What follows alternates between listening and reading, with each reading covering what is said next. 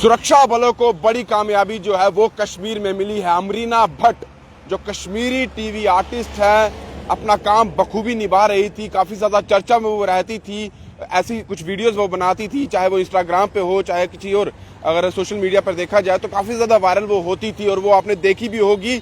और लेकिन धोखे से उनके घर के बाहर उन्हें बुलाया गया और आतंकवादियों ने उन्हें अपनी गोली का निशाना बनाया।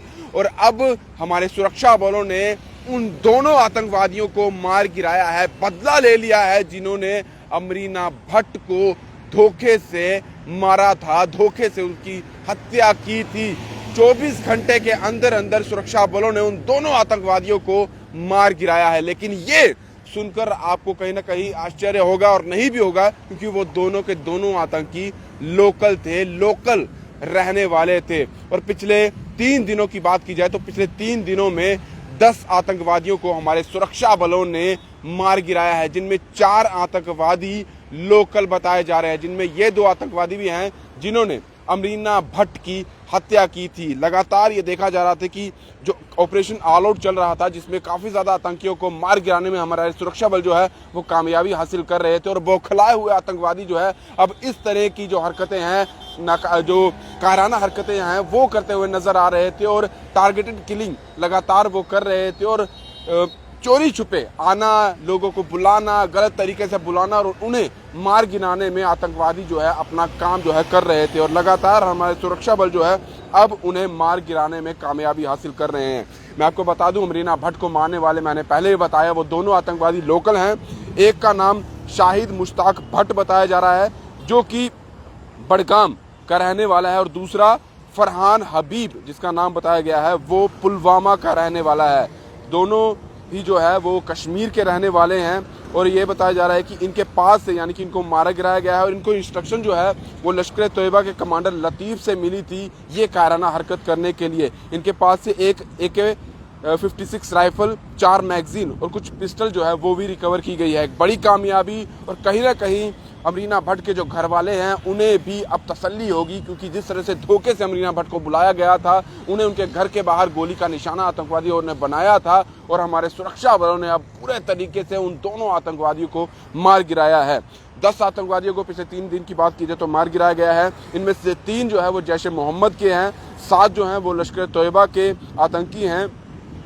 और इनकी बात की जाए तो इनमें से वही, और 2 मैंने पहले बताया कि जो 2 थे वो अमरीना भट्ट के कातिल थे इनमें, और वो दोनों लोकल थे। और जो और 2 लोकल हैं उनका नाम बता दे। एक आइडेंटिफिकेशन हुई है शकीर अहमद वज़ा एंड आफरीन आफ्ताब मलिक। ये दोनों जो है वो शोपियां के रहने वाले हैं, इनको भी मार गिराया गया है। और C कैटेगरी के ये दोनों जो है आतंकवादी थे और इनके पास से भी आर्म्स और एमुनिशन जो है वो रिकवर किया गया है। यानी कि बड़ी कामयाबी हमारे सुरक्षा बलों को मिली है।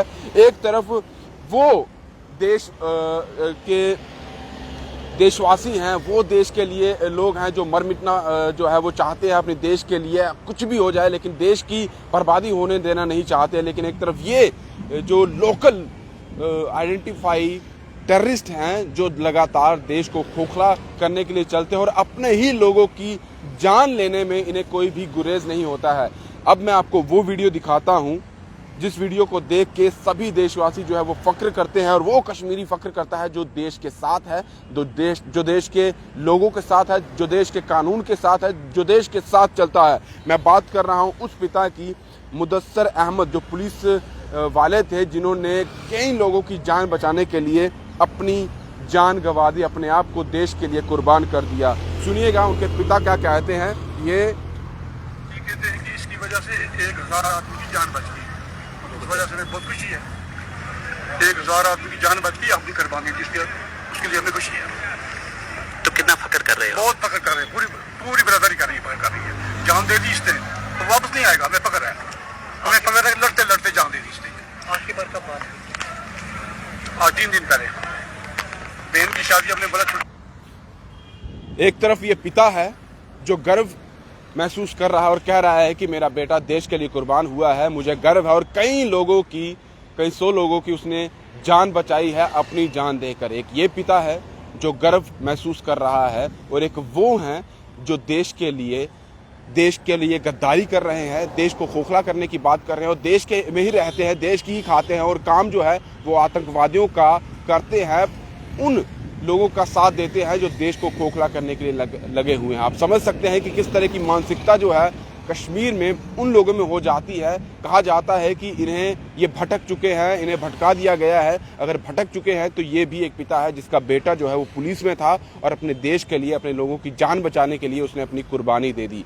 ये दो जो न्यूज़ है ये इसलिए बड़ी इंपॉर्टेंट हो जाती है क्योंकि बहुत जल्दी जो है बहुत लोग वहाँ पर, या चाहे वो लोकल वहाँ के पॉलिटिशियंस की बात की जाए, कश्मीर के जो पॉलिटिशियंस की बात की जाए, वहाँ के जो लोग हैं जो देश की बात कम करते हैं, वहाँ के जो अलग चीज़ें करने की बात है, लोगों को बरगलाने की बात है, वो ज़्यादा करते हैं। उनकी हमेशा यही मानसिकता निकल के आती है कि ये कहीं ना कहीं भटक चुके हैं, इन्हें भटका दिया गया है। अगर भटका दिया गया है तो जो भटकेंगे उनका यही हश्र जो है वो किया जाएगा। उनको हमारी जो सुरक्षा बल है इसी तरह से जो है उनके मंसूबे तक पहुंचाएंगे, जो वो चाहते हैं उनको इसी तरीके से जो है उनका हमारे सुरक्षा बल जो है वो खात्मा करेंगे।